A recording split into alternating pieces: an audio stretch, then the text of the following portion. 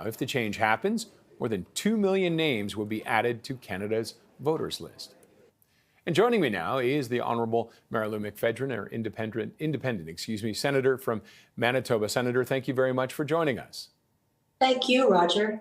So why do you want to see the voting age lowered to 16? I'm worried about our democracy, Roger, and I think that we have to pay attention to two key facts. One, we have a decline in voter turnout. Two, we have the fact that Canada in the 2016 census for the very first time became an old country. We have more old people than young people, and this is trouble for our democracy. Plus, we have psychological research on the brain, and we know that the research confirms that 16 and 17-year-olds have sufficiently developed brains in terms of the cold cognition that is required to make a decision like voting. Now, you'd bring in 2 million voters. That could change outcomes quite convincingly, do you not think? It could indeed. However, unlike the prejudicial assumption that we hear a lot of, and that I'm getting a lot of in the emails that have been coming in today after the summit yesterday, it isn't true that young voters skew all in one extreme direction or the other.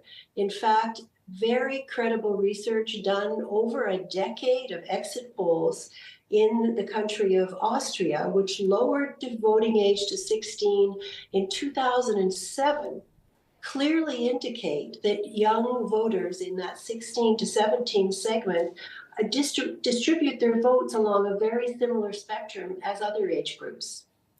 Well, if that's the case, then why should we not let them mature a little more and then keep the voting age at 18 if things don't really change that much?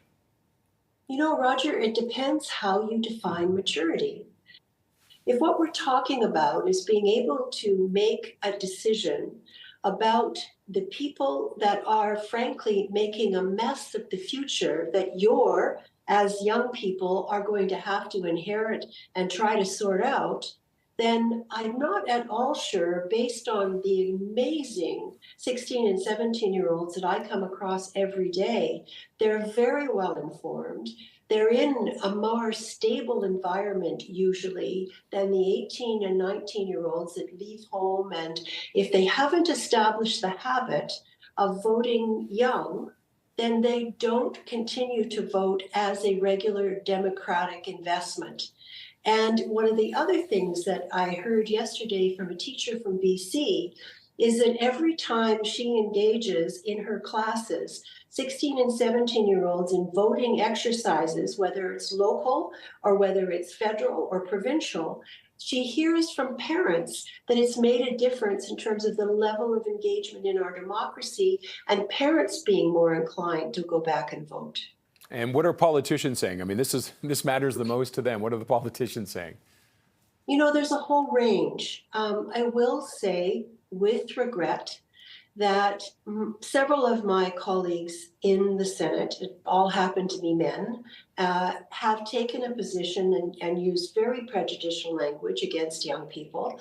And the kind of stereotypes that they're using to justify their opposition are not borne out by the evidence.